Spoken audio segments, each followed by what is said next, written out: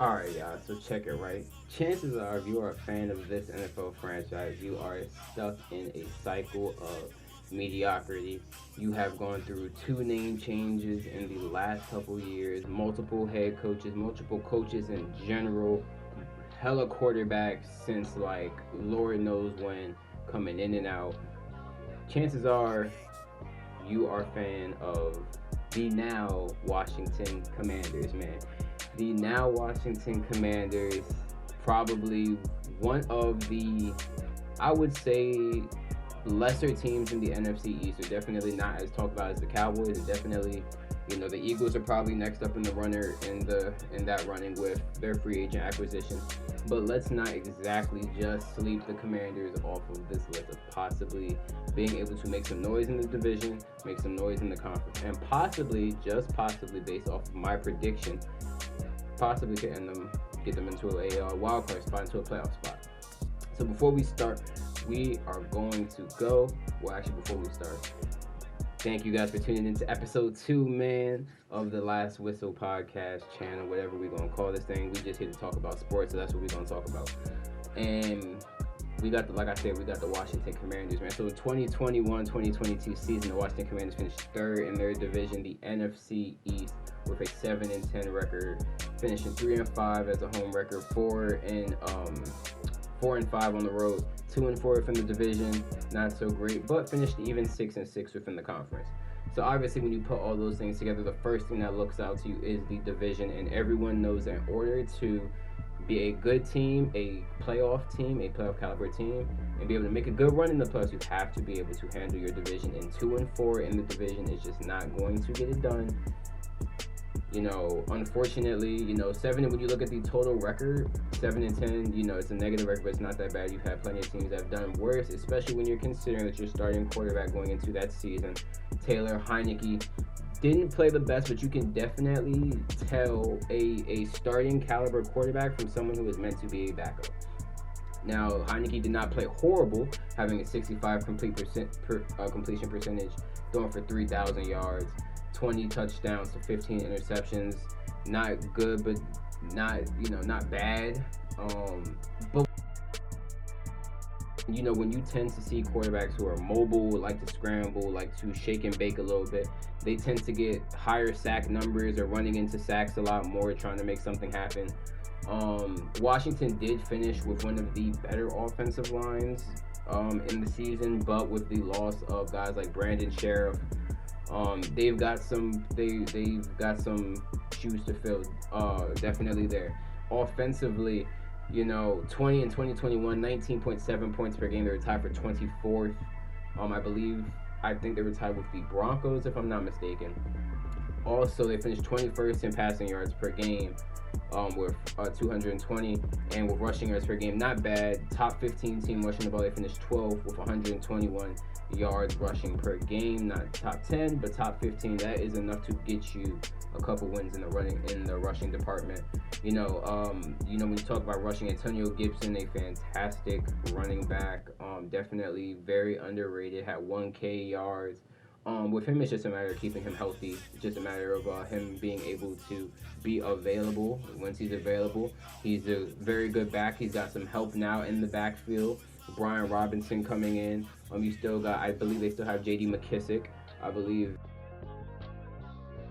back system. And then when you move on to the receivers that they have, everyone knows about Terry McLaurin, top 10 receiver, obviously. One of the biggest playmaker on this offense. Not even one of the biggest playmaker on this offense. You compare him with Logan Thomas coming back. You got De'Ami Brown. You got Curtis Samuel, if he can stay healthy, as a former Panthers fan, a current Panthers fan, a former Curtis Samuel fan. He's very good, very versatile. Can bring you a lot of what Debo brings to San Francisco. So I believe that if he can stay healthy, if he can be on the field, and if he can get his legs back under him, he could be very, very good for this Washington offense that already likes to run the ball, having versatility, being able to get Curtis Samuel the ball potentially in the backfield, end arounds, jet sweeps, anything kind of like that could benefit them very, very much. The biggest concern that I have for the Washington football team, much like my last video on the Cowboys, is who is at the helm. Carson Wentz coming in. New system under Ron Rivera. This coaching staff is one of my favorites. Obviously, being a Panthers fan, Ron Rivera taking us to a Super Bowl. The first Panthers Super Bowl that I actually was not alive for. I was alive for the 2003 Super Bowl, but I was actually aware of what was going on, the game of football and things like that. So it was an amazing experience, even though we lost, but it was an amazing experience. I mean, with Carson Wentz, it's kind of what Carson Wentz are you going to get, and will that Carson Wentz be enough for you to get to the playoffs? We saw Carson Wentz in a situation that was very much suited for him last season in Indianapolis, having the number one rusher on your team and Jonathan Taylor, having the arguably the best offensive line in football, having T.Y., Michael Pittman, T.Y. is kind of aging, Michael Pittman's an up-and-coming guy. But even then, in that situation, with a game out of making the playoffs, and you have the Jaguars, a division game, we all understand the divisional games are a little bit more up-tempo. They're, fights break, things like that, tension, It's a rivalry, man. It's a rivalry. You know what goes into it. So, with all those things playing into effect, you still have to have a quarterback that can get you to win those games. You cannot have a quarterback that is not going to come in and win you those games. You know what I'm saying? That's what separates, I feel like, because Carson Wentz is in a tier currently as we speak. I want to put him in a tier with those kind of game manager guys that have taken their teams and can win games. I think this is more or less a thing of, with this Carson Wentz deal, is, are they going to win because of Carson Wentz, or are they going to win in spite of Carson Wentz? You know what I'm saying? I think, or are they going to lose in spite of Carson Wentz, or, lose in, because of Carson Wentz? You know what I'm saying?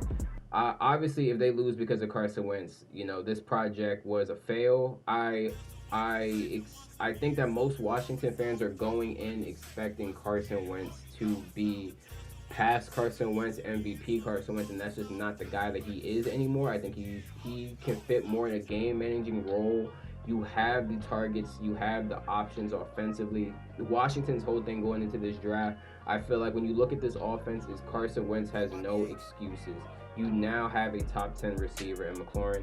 You now have Curtis Samuel coming back. You have they went and got Jahan Dotson. They brought Andrew Norwell from the guard position, Trey Turner, both former Carolina Panthers. They just take a lot of our players, it seems like, are in our coaching staff. Losing Brandon Sheriff, obviously one of the better offensive alignment in the NFL, definitely is going to hurt. Landon Collins will hurt a little bit. Fitzmagic, retired, but hey, not too much. They're not that big of a loss. It really comes down to how well Carson Wentz plays, because last season, about 20 touchdowns to 7 interceptions. When you look at the ratio, when you look at the numbers, you look at the numbers individually and say, okay, this is a winning team, which they were a winning team.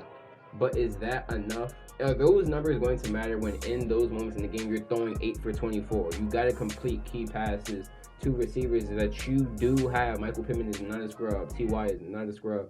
I know that they got other guys on the offense that could probably help and have gotten the ball. Not putting it all on Carson Wentz, but as a quarterback and as the great quarterbacks in this league, you've got to be able to pull those games out for your offense and be able to rally those guys together and get that win.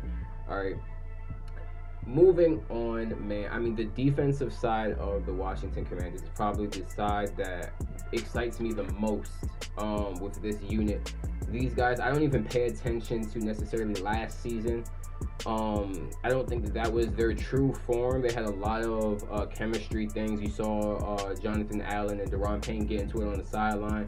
Obviously, those things happen within a football team. It's not with the torn ACL. I definitely think it was a big deal. I hope he comes back and he is ready to ball out. When you look at the defensive numbers, in 2020 they have 47 sacks in 16 games. that dropped last season to 38 in 17 games. Even with the extra game, you could see the drop off. The secondary, well, I feel like with Washington, it's always a secondary, and over this issue of having a good secondary. You know what I'm saying? Like, I got a couple of the guys. I mean, some hella great guys. Sean Taylor, LeBron Landry. RG3 ain't play defense, but Champ Bailey over there. It's like ever since having those guys on the roster, they've never been really solidified at any position, safety or corner, going in, to a season. And it seems like that their secondary always seems to be the issue. They let up a league high 34 scores through the air, last year, as opposed to 21 in 2020. As opposed to 21 in 2020. This past season, they left 11th. They were 11th in yards allowed from scrimmage. I don't know if that's 11th worst or 11th best, but it's 11th. 26 in yards per play, 22nd in defensive takeaways, 17 in first downs allowed, middle of the pack kind of there, 16th in sacks. And when you really look at, you can see where the Chase Young effect did play a factor in this defense. You could see that probably, when you look at the grand scheme of a defense, the pass rush does play a factor into the passing game. I don't think that their secondary would be as bad, letting up, like I said, a league high 34 scores through the air if they have a good pass rush. They're gonna have that now. They're gonna have Chase Young back. They're gonna have Daron Payne in the last year, probably gonna ball out. It's a big year, big contract year. Jonathan Allen, Montez Sweat. We're gonna see what Jamin Davis does. Didn't have a too strong of a rookie season, but I think, with the front seven is pretty much solidified. We know what they're going to be. They're going to be a very good run-stopping defense. They went in the draft in the second round. Got Darius Mathis, I believe that's how you say his name, from Alabama. So they got another big body. I think he's going to be there to replace Daron Payne. If they do not sign him back, they will probably let him walk. They've touched a lot of good things offensively. I mean, with Sam Howell, I'm a big North Carolina Tar Heels fan. So Sam Howell, I'm excited. I hope that he gets to see the field. I hope that it's not because, if he sees the field, only because Carson Wentz and Heineke aren't playing very, very well. But I do hope that he sees the field. I'm excited to see him in the preseason. On to the 2022 season schedule prediction for the Washington Commanders. I have them week 1 against Jacksonville. I have them winning against Detroit week 2. I have them beating Philly week 3. I have them losing to Dallas week 4, losing to Tennessee. Same thing, I'm going to put the same disclaimer for that Tennessee game that I put in my last video for the Cowboys. I assume at this point Ryan Tannehill will still be the starter by week 5 in Tennessee. With Dallas, I think that he'll probably lose the job by the time Tennessee plays Dallas. I think Malik Willis will be the starting quarterback at that point. But by week 5, I think Ryan Tannehill will still be there along with, Derrick Henry. I know that A.J. Brown and both Julio are gone, but I think that Tennessee is still a strong team. I think that they get the win in Washington. Chicago, I have Washington winning. Green Bay, I have Washington losing. Indy, I have them losing. Minnesota, I have them losing. Philly, I have them losing. So they're on a 4-game skid right here. But watch how they turn it around with a win at Houston, a win at Atlanta, a win at the Giants, a bye week, and then another win at the Giants. So they go on I have them going on a 4-game skid, and then they pick it right back up and get those 4 games back against some reasonably easy opponents. Houston, obviously, minus Deshaun Watson. I mean, you got to start to ask yourself whether or not these guys are even an NFL team. Atlanta, Marcus Mariota, Desmond Ridder. I don't know if they're going to have that big of an impact on Atlanta. The Giants are just, they're a mess right now. So right now I got Washington. That's where I have them. San Francisco with the news, I believe whenever this video goes out, either today or yesterday. The Trey Lance era now starting in San Francisco. I have Washington winning that game. I just don't know. I don't know. I don't know what made that. Is definitely, when I look back, that is one of the games that, like, me liking Trey Lance wants me to pick San Francisco, but Trey Lance isn't performing to expectation, it's kind of hard for me not to go with Washington by that point in the season. I have them losing to Cleveland. My disclaimer with Cleveland is whether or not Deshaun Watson is playing at that point. I don't see if anybody else is at the helm at quarterback that game. I believe, I believe Washington may get the win, but we're gonna just give them an L right there. They're gonna go play Dallas. I have them winning at Dallas to close out the season. That leaves the Washington Commanders with a 9-8 record, positive by a game, possibly can get into the wild card with that 7th playoff team in the 7th playoff scenario team, thing going on. So 9-8 isn't too bad. I mean, when I believe I had Dallas around 10-7. So 9-8, this is shaping out to be a close division. We still have Philly left to do. We still have the Giants left to do. I'm pretty sure, everyone knows the Giants will probably finish last in this division. So Philly is really, depending on their schedule, what we're looking at to see how this division could really shape up. But so far, through our first 2 videos with the Cowboys and with Washington, this looks like a very, very close division. Now, with this 9-8 record prediction, I do want to just throw in a disclaimer. This is if Carson Wentz is the starting quarterback. Your running backs are Gibby, JD, and Brian, just to name some. Your wide receivers, of course, McLaurin, Samuel, Jahad Dotson, Cam Sim, De'Ami Brown. You bring Logan Thomas back. You know your defense. You got Young, Payne, Allen, Jamin Davis, Kendall Fuller, Will Jack. You got those are the pieces. Those are the key guys that really will sway one way or another how well this team performs and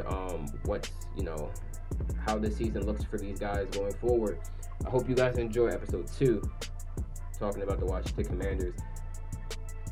This may be another year of mediocrity, but we just don't know yet. Stay tuned for episode 3. Peace.